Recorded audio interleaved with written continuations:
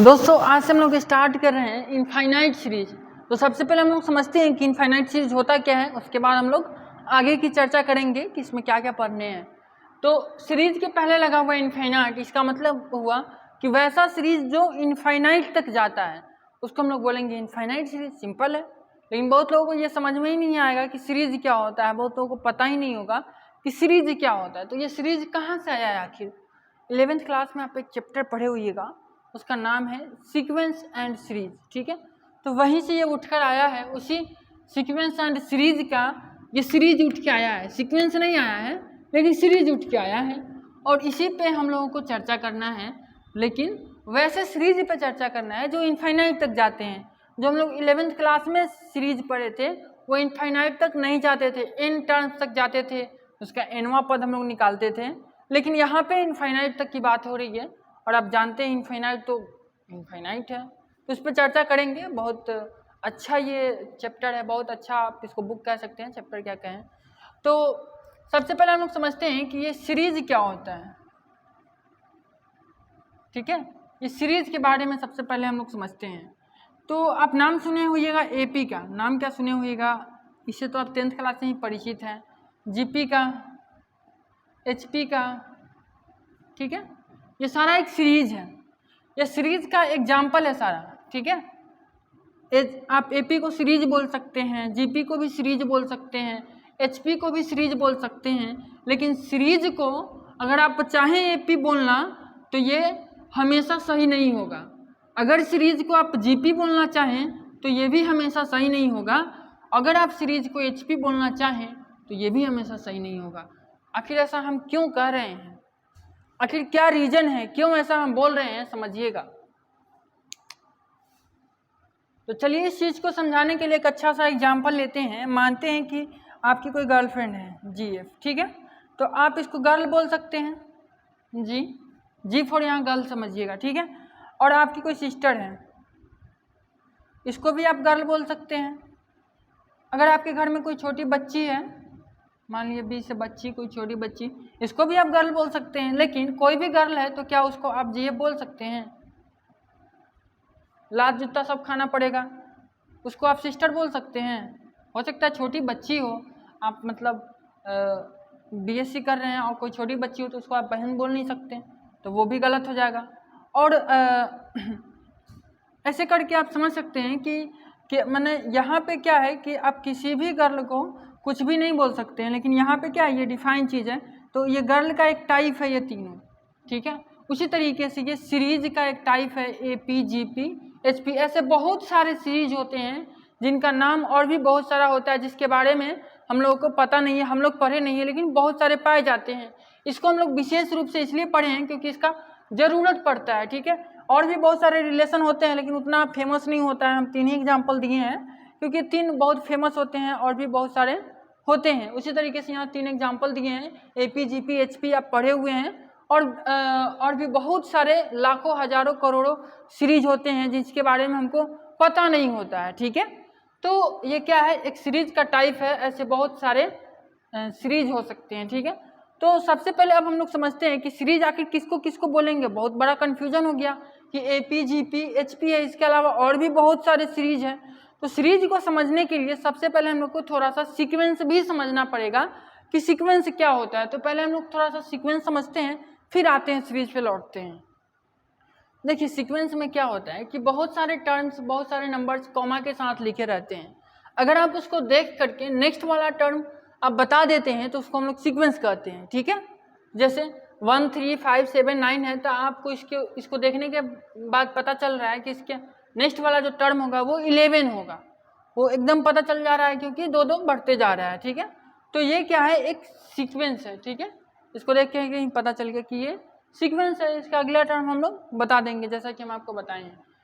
इसको भी देख करके आप अगला टर्म बता सकते हैं। 1 है, मतलब यहाँ 1 है, 4 है, 1 का स्क्वायर, 2 का स्क्वायर, 3 का स्क्वायर, 4 का स्क्वायर, तो आगे 5 का स्क्वायर यानी 25 होने वाला है।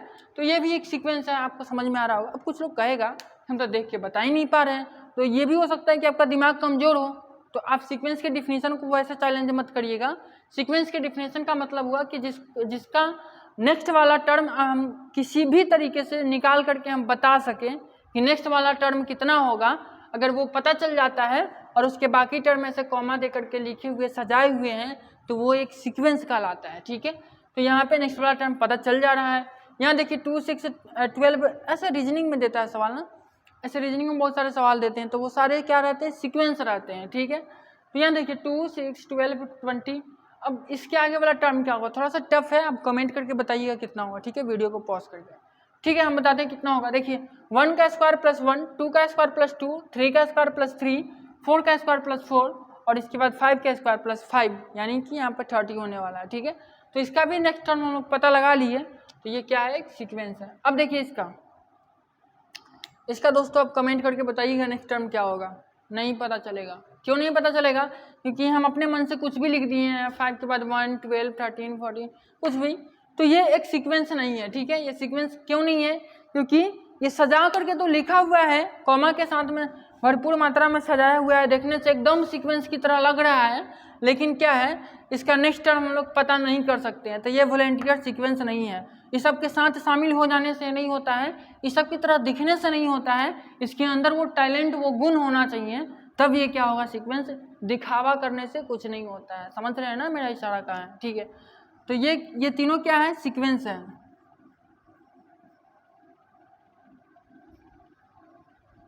ठीक है, और ये सीक्वेंस नहीं है। तो सीक्वेंस क्या होता है ये आप अच्छे से समझ चुके हैं। अब हम आते हैं सीरीज पे। जैसा कि आपको बोले थे कि सीक्वेंस समझने के बाद हम लोग सीरीज पे एक बार फिर से लौटेंगे। तो अब देखिए इसी चीज को हम सीरीज बनाते हैं। सीरीज में क्या होता है, इस कॉमा को हम लोग मिटा देते हैं और इसके जगह पे प्लस या माइनस जो मन करे वो रख लेते हैं। तो फिलहाल यहाँ हम लोग प्लस रख रहे हैं, आपका सीरीज रेडी है। ठीक है, ये सीरीज रेडी है। अब ध्यान से देखिएगा, 1 + 3 + 4 मतलब सीक्वेंस में क्या कर दिए हैं, प्लस लगा दिए हैं। अब ये सीरीज बन गया है और हम लोग जैसा 11th में पढ़ते थे ऐसे दिया रहता था प्लस डॉट डॉट डॉट और प्लस लास्ट में कुछ दे देता था, मान लीजिए टर्म यहाँ दे दिया 201 हो गया। तो हम लोग को 11th क्लास में पढ़ना होता था कि आप इसमें कितने टर्म है ये बताइए। 10th में भी पढ़ना था, 11th में एसएन भी इसका निकालना रहता था कि आप बताइए कि सारे टर्म को ऐड करेंगे तो कितना होगा, आप बताइए कि इसमें एनवा टर्म मतलब इसमें कितने टर्म है, ये सारा चीज़ पूछा जाता था। या फिर आप ये बताइए कि इसका फलाना टर्म कितना होगा, 17वां टर्म, 16वां टर्म, 20वां टर्म, 25वां टर्म कितना होगा, ऐसे करके क्वेश्चन आता था। हम लोग उसको बड़े ही चाव से बहुत ही मज़ा लेकर बनाते थे। तो चलिए आपको यहाँ और भी मज़ा आने वाला है। अब क्या कहता है, इनफाइनाइट सीरीज में हम लोग को क्या पढ़ना है, वो इसको मिटा देता है। अब कहता है कि इसका कोनो गारंटी नहीं है कहाँ तक है, इन्फिनिटिव तक जा रहा है। इन्फिनिटिव का मतलब होता है इसका कोई और अंत नहीं है। इन्फिनिटिव का मतलब हुआ इसका कोई और अंत नहीं है, ये बढ़ते चला जा रहा है, समझ रहे हैं, इन्फिनिटिव तक जा रहा है ये ऐसे बढ़ते बढ़ते। ठीक है, तो इसी के बारे में हम लोग को स्टडी करना है कि ससुरा जब इन्फिनिटिव तक बढ़ते बढ़ते जा रहा है तो कितना होगा ऐड होकर के पूरा, इसका एसन कितना होगा, इसका इनवा टर्म कितना होगा, क्या होगा, इसके बारे में कैसे कल्पना किया जाएगा, इसी सब पे हम लोगों को पढ़ना है। इसी सब पे बहुत सारा टेस्ट पढ़ना है, इसमें ये पता करना होता है। आगे हम बताएंगे क्या पता करना होता है, थोड़ा सा पहले भी और समझिए। ठीक है, आगे हम बताते हैं, मजाक खराब हो जाएगा, अभी बता देंगे जो। ठीक है, चलिए इसके बाद इसमें माइनस भी होता है, जैसे कि यहाँ सब में माइनस लगाओ, ऐसा भी होता है।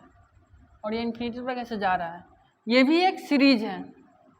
कभी कभी ऐसा होता है कि प्लस माइनस अल्टरनेट करके दे दिया।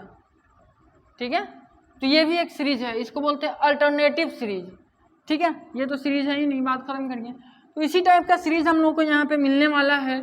इस पूरे इनफाइनाइट सीरीज में हम लोग ऐसे ही सीरीज पे अध्ययन करेंगे। अब ये अभी मासूम मासूम दिख रहा है, इतना मासूम सीरीज नहीं देगा आपको मतलब बहुत सारा खतरनाक खतरनाक सीरीज भी देता है। बाई में इसको दे देगा 2/3 प्लस 5/4, ऐसे करके कुछ इसमें लॉजिक रहेगा ऐसे। फिर ऐसे दे देता है 1 × 2 × 3/6 × 5 × 4 प्लस डॉट डॉट, ऐसे करके बहुत सारा टाइप का आता है। वो सारा चीज़ पे हम लोग चर्चा करेंगे, वो सारा चीज़ समझेंगे। फिलहाल अब हम लोग ये समझ गए हैं कि इनफाइनाइट सीरीज क्या है। अभी हम लोग बस डिफिनीशन समझे हैं कि आखिर में इनफाइनाइट सीरीज होता क्या है। अब इसमें क्या क्या स्टडी करना है ये हम लोग समझेंगे, ठीक है। देखिए इनफाइनाइट सीरीज में पूरे बुक में हम लोगों को दो ही चीज़ पढ़ना है, कन्वर्जेंसी और डाइवर्जेंसी। कोई कहे दो ही चीज़ पढ़ना है, तो हाँ यही दो चीज़ पे पूरा बुक बना हुआ है। बस पूरे बुक में, पूरे एक्सरसाइज में, पूरे हर चीज़ में बस आपको कन्वर्जेंसी और डाइवर्जेंसी चेक करना रहता है। आपको चेक करके बताना रहता है कि सीरीज कन्वर्जेंट कर रहा है कि डाइवर्जेंट कर रहा है। अब कहिएगा इतना इम्पोर्टेंट है काई, तो हाँ इतना इम्पोर्टेंट है ये दोनों बात। तो सबसे पहले समझना होगा कि कन्वर्जेंसी का मतलब क्या हुआ, डाइवर्जेंसी का मतलब क्या हुआ, क्योंकि पूरे हम लोग को इस बुक में यही पढ़ना है कि कोई सीरीज कब कन्वर्ज करेगा, कब डाइवर्ज करेगा, आपको पता लगाना रहता है। सीरीज दिया रहता है और आपको पता लगा के बताना रहता है कि कन्वर्ज कब करेगा और ये डाइवर्ज कब करेगा। दिया हुआ सीरीज कन्वर्जेंट कर रहा है या फिर डाइवर्जेंट कर रहा है, यही चीज़ आपको बताना रहता है। पूरे मतलब इस बुक में यही पढ़ना है, पूरे इनफाइनाइट सीरीज में यही पढ़ना ही है। अब इसी को निकालने का, इसी को पता करने का कि ये सीरीज कन्वर्ज कर रहा है कि डाइवर्ज कर रहा है, बहुत सारा टेस्ट है, बहुत सारा अलग अलग मेथड है, बहुत सारी बातें हैं, लेकिन हम आपको बहुत कम बातों में सारी चीज़ों को समझाने का प्रयास करेंगे, ठीक है। तो सबसे पहले हम लोग समझते हैं कि कन्वर्जेंसी क्या होता है और डाइवर्जेंसी क्या होता है। कन्वर्ज करने का मतलब क्या हुआ और डाइवर्ज करने का मतलब क्या हुआ, ठीक है। तो जैसे कि एक एग्जाम्पल के लिए हम सीरीज लेते हैं,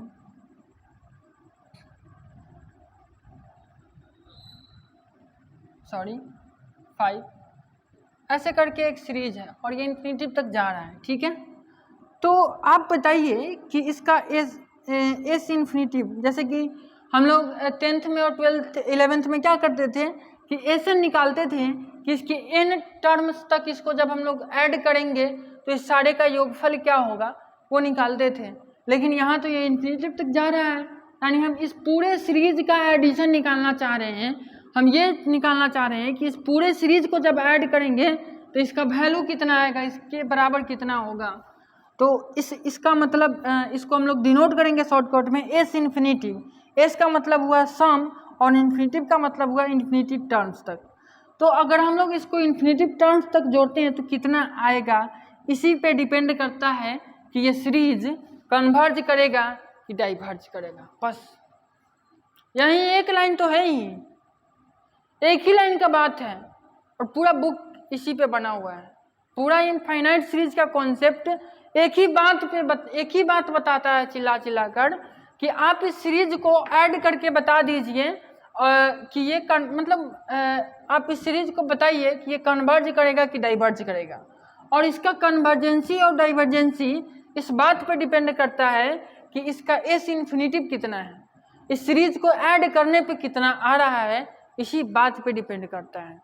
अब इतना छोटा बात है तो इतना बड़ा बुक कैसे बन गया, इतना इसको आपका इनफाइनाइट सीरीज केवल पार्ट 2 में नहीं है, ये तो छोटा सा है। पार्ट 2 में पढ़ना, आपको पार्ट 3 में भी पढ़ना है, आपको उसके बाद एमएससी में भी पढ़ना है। मतलब आपको तो इनफाइनाइट सीरीज बच्चा है छोटा सा यहाँ पढ़ना है, मेन रूप इसका आगे है, बढ़ते गया है। अब सोचिए कि जितना भी इनफाइनाइट सीरीज पढ़ना है उसमें सब में एक ही कंसेप्ट है कि आपको सीरीज को बताना रहता है कि वो कन्वर्ज करता है कि डाइवर्ज करता है। और कन्वर्ज करता है कि डाइवर्ज करता है, ये इस बात पे डिपेंड करता है कि इसका जो एडिशन, इसका जो समेशन आने वाला है वो कितना आने वाला है। अब आप कहिएगा एक बात और कि अगर यहाँ माइनस रहता सब सारे प्लस के जगह पे तो भी समेशन ही लिखते क्या, तो हाँ तो भी समेशन ही लिखते। मतलब इस पूरे को जब हम लोग सोल्व करेंगे तो कितना आएगा, कहने का मतलब ये होता है कि सीरीज को सोल्व करने के बाद कितना आएगा। तो यहाँ इतना बड़ा चैप्टर, इतना बड़ा बुक, इतना सब कुछ बना हुआ है वो इसलिए क्योंकि एक ही यहाँ पे दिक्कत है कि ये इनफाइनाइट तक जा रहा है। अब इनफाइनाइट तो हमको भी नहीं पता है कि भाई इसमें टर्म कितना है। इस सारे को ऐड करने के लिए एटलीस्ट हमको तो ये पता होना चाहिए ना कि इसमें टर्म कितना है। अब इसमें हमको पता ही नहीं कि कितना टर्म्स तक है। इसके बारे में कह दिया कि इनफाइनाइट है, फाइनाइट ही नहीं, आप निकाल ही नहीं सकते हैं कि कितना टर्म तक है, ये अनंत तक जा रहा है। आप जहाँ सोच रहे हैं ना कि इतना तक होगा उसके भी आगे है, फिर वो जितना सोचे हैं ना फिर उसके भी आगे है। माने आप वहाँ तक सोच ही नहीं पाइएगा, उतना दूर तक ये फैला हुआ है, ऐड करते करते जा रहा है। कैसे निकलेगा भाई? कह तो दिए कि अगर इसका एस इन्फिनिटिव निकल गया तो हम बता देंगे कि ये कन्वर्ज कर रहा है कि डाइवर्ज कर रहा है, लेकिन इसका एस इन्फिनिटिव आप निकाल ही नहीं पाइएगा, पेज फंस गया। तो आखिर कैसे होगा?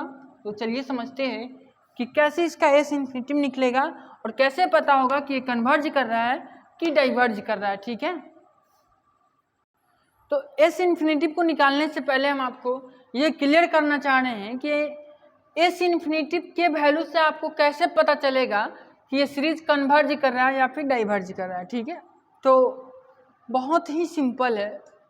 अगर इस एस इन्फिनिटिव का वैल्यू कोई फाइनाइट नंबर आया, इस नंबर के बारे में सब कोई जानता हो, क्लियर हो कि हाँ इतना आया, तो वो कन्वर्ज करेगा।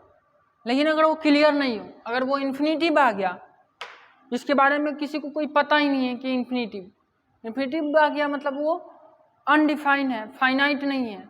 तो अगर कोई फाइनाइट नंबर नहीं आया, इन्फिनिटिव आ गया, तो वो डाइवर्ज करेगा। ठीक है, तो अगर कोई भी नंबर आया सिंपल नंबर तो वो कन्वर्ज करेगा, लेकिन अगर इन्फिनिटिव आ गया तो वो डाइवर्ज करेगा। तो आप बताइए 1000 आएगा तो कितना होगा? 1000 अगर आएगा एस इन्फिनिटिव का वैल्यू तो कितना होगा? वो कन्वर्ज करेगा कि डाइवर्ज करेगा? सिंपल बात है, 1000 को हम लोग जानते हैं, 1000 एक नंबर होता है, वो फाइनाइट है, तो वो क्या होगा? कन्वर्ज करेगा ये सीरीज। लेकिन अगर इन्फिनिटिव कहीं दिख गया, ठीक है, तो वो डाइवर्ज कर देगा। बस इतना ही याद रखना। अगर सिंपल भाषा में एक लाइन में कहना हो तो अगर इन्फिनिटिव आ गया तो वो डाइवर्ज करेगा और इन्फिनिटिव के अलावा बाकी कोई भी नंबर आएगा तो वो कन्वर्ज करेगा। बस यही इतना कॉन्सेप्ट है, आप समझ लिए।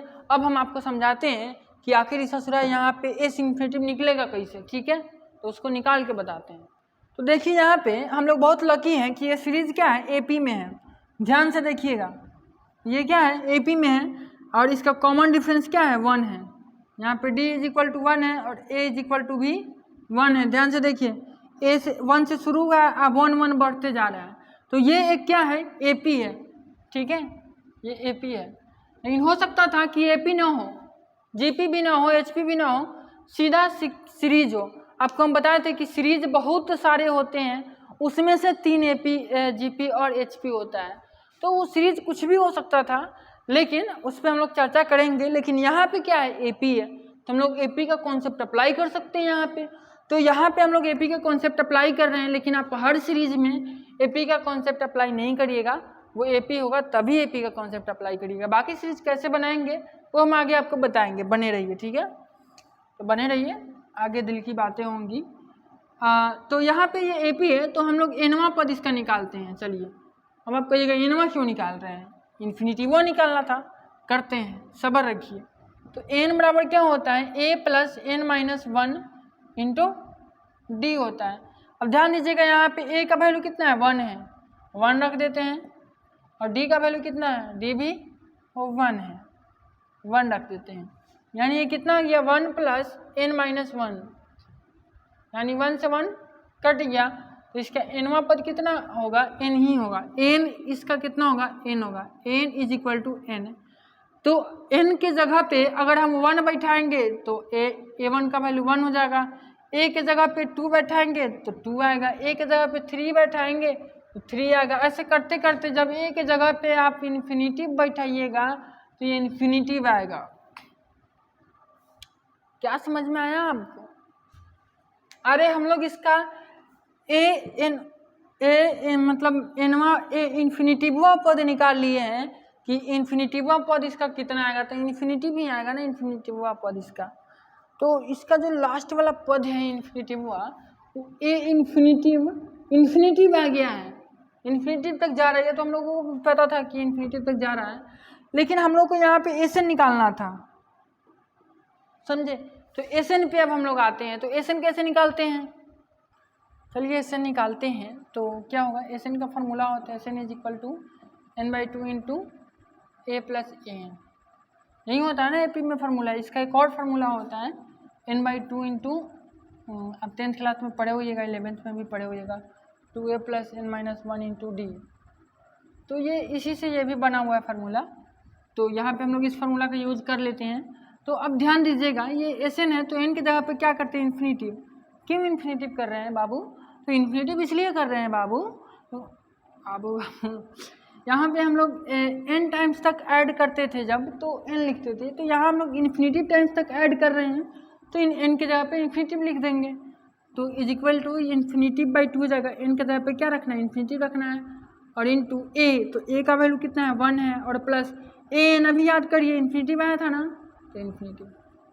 अब इसका जब आप वैल्यू निकालिएगा तो इन्फिनिटिव में किसी भी नंबर से आप डिवाइड करिएगा, सॉरी यहाँ 2 है, इन्फिनिटिव में जब आप 2 से डिवाइड करिएगा तो ये इन्फिनिटिव भी रहेगा, और इन्फिनिटिव में 1 जोड़िएगा तो भी ये इन्फिनिटिव रहेगा, और अगर आप इन्फिनिटिव में इन्फिनिटिव से मल्टीप्लाई करिएगा तो भी ये इन्फिनिटिव ही रहेगा। यानी यहाँ पे Sn का वैल्यू कितना आया, Sn का वैल्यू आया इन्फिनिटिव, और इन्फिनिटिव एक फाइनाइट नंबर है क्या, नहीं है। तो फिर ये जो सीरीज है ये कन्वर्ज करेगा कि डाइवर्ज करेगा, ये डाइवर्ज करेगा, सिंपल सी बात है। अगर यहाँ 1 2 3 5 4 कुछ भी फाइनाइट नंबर आया रहता तो वो कन्वर्ज करता, लेकिन यहाँ पे ये जो सीरीज है वो डाइवर्ज कर रहा है, क्योंकि यहाँ एस इन्फिनिटिव का जो वैल्यू आया है वो इन्फिनिटिव आया है, ठीक है। अब क्या होता है ना कि यहाँ तो सिंपल था तो निकल गया है, बहुत बार इस पर लिमिट लगाना पड़ता है, जैसे कि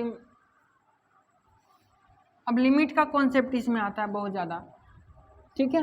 लिमिट इसलिए लगाना पड़ता है ना, जैसे कि हम तो इन्फिनिटिव लिख दिए यहाँ पे बिना लिमिट के, आपको करके बता दिए हैं, लेकिन लिमिट लगाने पे अच्छा रहता है। लिमिट इसलिए लगाया जाता है, आपको पता होगा जब आप लिमिट पढ़ रहे होइएगा तो आपको पढ़ाया जाता है कि जैसे लिमिट यहाँ n टेंस टू मान लिए 5 लिख रहे हैं, तो इसका मतलब क्या होता है कि ये एग्जैक्ट 5 नहीं है, ये 5 की तरफ बढ़ रहा है।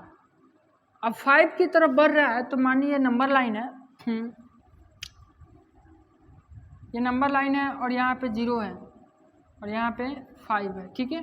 तो 5 की तरफ बढ़ रहा है मतलब इधर से भी बढ़ रहा है और इधर से भी बढ़ रहा है, यानी 5 से थोड़ा कम भी हो सकता है, थोड़ा ज़्यादा भी हो सकता है। तो इसका मतलब यही होता है, लिमिट n टेंस टू 5 है, तो इसका मतलब हो सकता है कि 5 से थोड़ा सा कम हो सकता है कि 5 से थोड़ा सा ज़्यादा हो, यानी लगभग 5 हो। तो यहाँ पे हम लोग लिमिट का यूज करते हैं एस इन्फिनिटिव निकालने के लिए, ऐसे लिखते हैं limit n tends to infinitive, और लिमिट का फार्मूला लिखते हैं n/2 और a प्लस an। लिमिट का यूज इसलिए करते हैं, हम चाहें तो सिंपल आपको लिख के हम बता भी दिए हैं, लेकिन लिमिट का यूज इसलिए यहाँ पे करना पड़ता है ना कि यहाँ जो n है वो लगभग इन्फिनिटिव है, n हम लोग को पता नहीं है वो लगभग में इन्फिनिटिव है, क्योंकि इन्फिनिटिव का तो हर एक वैल्यू लगभग ही है, तो इसलिए यहाँ पे लिमिट लेना ज़रूरी पड़ जाता है। क्योंकि यहाँ पे हम लोग जब वैल्यू रखते हैं ना बिना लिमिट के, तो वो एग्जैक्ट वैल्यू होता है, एब्सोल्यूट वैल्यू होता है, ठीक है। तो यहाँ पे इन्फिनिटिव जो है वो एग्जैक्ट वैल्यू नहीं है, एब्सोल्यूट वैल्यू नहीं है, वो लगभग में है, मोटा मोटी हम लोग कह रहे हैं कि इन्फिनिटिव तक जा रहा है, उसके बारे में हम लोगों को कुछ पता ही नहीं है, इसलिए यहाँ पे हम लोग लिमिट लेकर तब इसका वैल्यू रखते हैं, घुमा फिरा कर इसका मतलब वही होता है। तो लिमिट भी लेंगे तो ठीक है, फिर इसके जगह पे यहाँ वैल्यू रख देंगे, तो ये इन्फिनिटी/2 हो जाएगा और ये हो जाएगा 1 प्लस इन्फिनिटिव, ठीक है। तो ये हो जाएगा इन्फिनिटिव और into infinitive equal to infinitive हो जाएगा, ठीक है। तो भी बात वहीं आएगा, ये सीरीज क्या करेगा, डाइवर्ज करेगा, ठीक है। तो आपको ये समझ में आया कि हम लोग कन्वर्जेंसी और डाइवर्जेंसी कैसे पता करते हैं, लेकिन इतना काफ़ी नहीं है, ये तो इतना सा है बस, बहुत सिंपल था, इसमें बहुत खेल अभी बाकी है। ये तो सिंपल सा था, एपी में था, आप निकाल लिए फार्मूला लगा करके, इसमें बहुत खेल खेला जाता है। जब कुछ काम नहीं करता उसी के लिए टेस्ट बना हुआ है, बहुत सारा टेस्ट करने का। टेस्ट जो आप सुन रहे हैं वो टेस्ट वो क्या करता है, वो क्या चीज़ का टेस्ट करता है, बस यही टेस्ट करता है कि वो कन्वर्ज कर रहा है कि डाइवर्ज कर रहा है, ठीक है। तो कन्वर्जेंसी डाइवर्जेंसी टेस्ट करने का बहुत सारा रूल बना हुआ है, बहुत सारे वैज्ञानिकों ने टेस्ट बनाया हुआ है। भारत के प्रसिद्ध वैज्ञानिक वो रामानुजन इस पर बहुत सारा काम किए हुए हैं, उन पर मूवी भी बना हुआ है। तो ये इसमें सारा यही चीज़ पढ़ना है, यही सारा चीज़ बहुत सारा टेस्ट पढ़ना होगा। आप सिलेबस देखिएगा ना, उसमें बहुत सारा टेस्ट लिखा होगा, जैसे कुछ टेस्ट का हम आपको नाम बताते हैं, P series test, comparison test, Leibniz test, बहुत सारा ऐसे करके टेस्ट होगा आपके सिलेबस में, वो सारा पढ़ना है। उस टेस्ट सबका क्या क्या रूल होता है, कैसे कैसे प्रूफ होता है, वो सबका वो सारा चीज़ बहुत ही अच्छे से पढ़ना है, वो सबसे क्वेश्चन आते हैं और ये बहुत इंपॉर्टेंट टॉपिक है क्योंकि ये आगे भी आपको पढ़ने हैं, ठीक है। तो हम लोग इसको अब आगे बढ़ाते हैं। अच्छा, हो सकता है आपके दिमाग में एक और बात चल रहा होगा कि तब तो हम किसी भी सीक्वेंस को जब ऐड करेंगे तो वो इन्फिनिटी भी जाएगा, क्योंकि किसी भी चीज़ को हम बार बार जब ऐड करते जाएंगे तो वो ऑब्वियस बात है कि इन्फिनिटी तक जाएगा। आपके दिमाग में आ रहा होगा तब तो सारा सीरीज डाइवर्जेंट ही करेगा, डाइवर्ज ही करेगा, कोई कन्वर्ज करेगा ही नहीं। फिर ये सारा टेस्ट वोस्ट ये सारा चैप्टर किस लिए बना है? एक मिनट, आपके कन्फ्यूजन को हम दूर करते हैं, एक क्वेश्चन लेते हैं, ठीक है। एक सीरीज दिया हुआ है 1 + 1/2 + 1/3 का स्क्वायर, 3 का पावर 3 है। 1/1 + 1/2 प्लस 2 का पावर 3 है और प्लस 1/2 का पावर 4 है प्लस 1/2 का पावर 5 है प्लस डॉट। अब ये सीरीज दिया हुआ है और कह रहा है आपको कि आप ये जांच करके टेस्ट करके बताइए कि क्या ये कन्वर्ज कर रहा है या फिर डाइवर्ज कर रहा है। अब आप कैसे बताइएगा? एक चीज़ आपके दिमाग में जरूर आ रहा होगा, अरे भाई इसमें बताना है क्या है, सबको ऐड करेंगे तो ऐड करते करते तो भाई बहुत सारा आ जाएगा, इन्फिनिटी बढ़ जाएगा, अनंत तक ऐड हो रहा है भाई। अब कुछ कुछ थोड़ा थोड़ा ही अगर अनंत तक आप ऐड करिएगा तो बहुत हो जाएगा भाई। एक एक बूंद अगर पानी इनफाइनाइट टाइम तक गिरते रहे तो पूरा पृथ्वी जलमग्न हो जाएगी। अनंत टाइम भी तो कुछ होता है ना, तो इसी चीज़ को थोड़ा थोड़ा ही अगर हम लोग अनंत टाइम ऐड करते हैं तो बहुत हो जाएगा। ठीक है, कितना होगा देखते हैं इसको ऐड करके। थोड़ा सा हम क्या करते हैं, इसको अरेंज कर लेते हैं, सजा लेते हैं। इसको लिखते हैं 2 का पावर 0 प्लस 1/2 का पावर 1 प्लस 1/2 का पावर, अच्छा 2 का पावर 2 यहाँ पे छूट रहा है, क्वेश्चन को थोड़ा सा सुधार लीजिएगा। यहाँ पे 2 का पावर 2 है, यहाँ पे 3 है, यहाँ पे 4, ठीक है, प्लस 1/2 का पावर 3 प्लस 1/2 का पावर 4 प्लस डॉट। अब ध्यान से अगर आप देखिएगा, अगर आपकी नज़रें बहुत तेज हैं तो ये एक जीपी है। जीपी में क्या होता है कि प्रत्येक टर्म में किसी कांस्टेंट नंबर से मल्टीप्लाई होते जाता है। तो यहाँ हर एक टर्म में 1/2 से मल्टीप्लाई हुआ है, ध्यान से देखिएगा। तो पहला टर्म है इतना, तो पहला तो खैर पहला ही है, उसके बाद दूसरे में फिर 1/2 से मल्टीप्लाई हुआ है, फिर ये जितना है फिर इसमें 1/2 से मल्टीप्लाई हुआ है तो नेक्स्ट टर्म आया है, फिर इसमें 1/2 से मल्टीप्लाई हुआ है तो नेक्स्ट टर्म आया है, फिर इसमें 1/2 से मल्टीप्लाई हुआ है तो नेक्स्ट टर्म आया है। ऐसे करते करते ये एक जीपी बना हुआ है, इसी को तो बोलते हैं ना जीपी। तो अब ये जीपी है, ठीक है। तो हमको क्या करना है, हमको ये कुछ भी हो, हमको तो एस इन्फिनिटिव निकालना है, इसको इन्फिनिटिव टर्म्स तक ऐड करना है, जोड़ना है। देखते हैं क्या आता है। तो इसमें जीपी के लिए फॉर जीपी एस एन का जो फार्मूला होता है वो क्या होता है, a/1 - r होता है ना। जीपी में एन टर्म्स का जो एक एडिशन होता है वो a/1 - r होता है। तो इस एन के जगह पे इन्फिनिटिव रख देते हैं। तो इसके लिए हम लोग क्या करते हैं, लिमिट लगाते हैं। आपको बताइए क्यों लिमिट लगाना है, क्योंकि इन्फिनिटिव क्या है, लगभग इन्फिनिटिव है। तो n tends to infinitive, a/1 - r, sorry यहाँ n तो आया ही नहीं। अच्छा n के टर्म में इसको फार्मूला को बनाना होगा ना, सॉरी यहाँ पे r सबसे पहले हम लोग को निकालना होगा। तो r क्या है, 1/2 है और फार्मूला में तो n आया ही नहीं। एक मिनट, क्योंकि फार्मूला में n है ही नहीं तो हम लोग n को इन्फिनिटी पे क्यों टर्न्स कराएं और लिमिट क्यों लें। सीधा हम लोग एस इन्फिनिटिव का वैल्यू निकाल सकते हैं। सीधा S infinitive is equal to, हम लोग a का वैल्यू लिखेंगे, a का वैल्यू क्या है, 1 है, 1/1 - r का वैल्यू लिख देंगे 1/2। देखिए आपको हम बताएं ना उसी समय से कि लिमिट क्यों लेना है। जब n की बात आएगी तो लिमिट लेना है, क्योंकि n का जो वैल्यू है वो एग्जैक्ट नहीं है, n का वैल्यू लगभग में है, लगभग इन्फिनिटिव है। तो लगभग की जब बात आती है तो हम लोग लिमिट्स को याद करते हैं, लेकिन यहाँ हम लोग को इससे मतलब ही नहीं है कि इसमें कितना टर्म है। जीपी के n टर्म्स का योगफल निकालने के लिए n का कोई योगदान नहीं होता इस फार्मूला में। आप ध्यान से देख सकते हैं कि a बाई सीधा 1 - r फार्मूला होता है, तो n की चर्चा ही नहीं है, तो हम लोग लिमिट नहीं लेते हैं, सीधा इसका वैल्यू निकाल देते हैं। इसका वैल्यू हो जाएगा 1/1 - 1/2, मतलब एक में से आधा घटेगा तो आधा होगा 1/2 = 2। अब ध्यान से देखिए, बहुत ही इंटरेस्टिंग रिजल्ट आया है।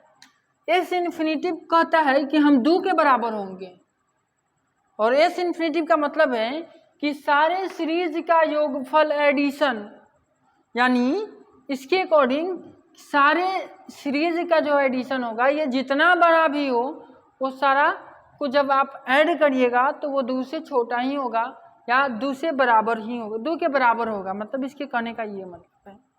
ऐसा आपको मतलब ये लग रहा हो कि अरे ये कैसे हो गया भाई, कि इतना लंबा सीरीज है, एक तो यहीं पे हो जा रहा है 1/2, आधा यहीं पे हो गया, 1.5 तो यहीं पे हो गया, 1/4 25 75, मतलब 1 रुपया 75 पैसा तो यहीं पे हो गया, हई तीनों इसका टर्म मिलके हो गया। आप कह रहे हैं कि ये जो इनफाइनाइट टर्म होगा ये सारे को जोड़िएगा तो ये 2 के ही बराबर होगा, ऐसा कैसे हो सकता है? तो हो सकता है जनाब, क्योंकि आप इसको ध्यान से देखिएगा ना तो ये घटते जा रहा है, बहुत कम होते जा रहा है। जैसे देखिए अभी 1/8 हो गया तो ये लगभग 0.12 के बराबर हो गया, 12 पैसा के बराबर हो गया। अभी 1/16 हो गया, 0. कितना के बराबर हो गया, 0. लगभग 6 के बराबर हो गया। एकदम लगातार घट रहा है सीधा आधा, फिर ये 0.3 के बराबर होगा, फिर उसके बाद ये 0.15 के बराबर होगा, फिर उसके बाद 0.07 के बराबर होगा। ऐसे करते करते लगातार घटते जा रहा है, और आगे कुछ देर आगे जाने के बाद ये 0 हो जाएगा, समझे, माने लगभग 0 हो जाएगा एकदम। अब मान लिया ऐसे आगे जाके आएगा 0.0000000, ऐसा कुछ योगदान रहेगा, समझे। तो ये लगातार एकदम घटते जा रहा है, इसका ग्राफ एकदम ऐसे है, साफा ऐसे है, समझे ना, लगातार घट रहा है। तो इसका योगदान कुछ नहीं है इसको, माने ये 3 गो जो टर्म है, इस 3 गो टर्म को मिलाकर 1.75 हो रहा है, और इस सारे का योगदान इन्फिनिटी तक जो ऐड हो रहा है, इस सारे का योगदान मिला के 25 पैसा ही है। इस कह रहा है कि कितनों टर्म आप जोड़ लीजिए, इसमें 2 से ज़्यादा नहीं होने वाला है, 2 के ही बराबर होगा, समझ रहे हैं। कितना हूँ इसमें इन्फिनिटी टर्म आ जाए, लेकिन ये 2 के बराबर ही होगा। और 2 एक क्या है, 2 एक फाइनाइट नंबर है, यानी इस सीरीज को हमने ऐड किया और एक फाइनाइट नंबर आ गया, तो हम कह सकते हैं कि ये सीरीज जो है वो कन्वर्जेंट है, ये सीरीज कन्वर्ज कर रहा है। इस सीरीज के बारे में हम लोग अता पता था लगा लिए कि इसमें आप कितना ही टर्म ऐड कर दीजिए ये 2 के ही बराबर होगा। समझ रहे हैं क्यों होगा? क्योंकि ये लगातार डिक्रीज कर रहा है ना, इसका वैल्यू एकदम मतलब लगातार डिक्रीज कर रहा है। साफ जाके थोड़ा दूर आगे जाके ये 0.0000 कुछ हो जा रहा है, तो उतना तो ऐड होगा नहीं, उसके योगदान को 0 ही माना जाएगा, वो लगभग 0 के ही बराबर हो जा रहा है। तो ऐसे में हम लोग कह सकते हैं कि ये इस सीरीज को कितना भी आप ऐड करिएगा ये 2 के बराबर होगा। ये मैथमेटिकली आपको हम फार्मूला निकाल कर हम बता दिए हैं, तो अब आपको कोई कन्फ्यूजन नहीं होना चाहिए, क्योंकि ये अब कन्वर्ज करने वाला है, ठीक है। तो ऐसे बहुत सारे प्रॉब्लम है जिसको देखकर आपको लगेगा कि ये कन्वर्ज करेगा या डाइवर्ज करेगा, कन्फ्यूजन रहेगा, लगेगा कुछ और होगा कुछ और। तो नेक्स्ट क्लास में हम और भी डिटेल में अच्छे से पढ़ेंगे, और first rescue test, second rescue test क्या है ये भी समझेंगे, और बहुत सारे तरीका सीखेंगे कन्वर्जेंसी और डाइवर्जेंसी निकालने का, बहुत सारे अलग अलग सीरीज को। तो इस वीडियो के लिए इतना ही रहने देते हैं, मिलते हैं नेक्स्ट वीडियो में।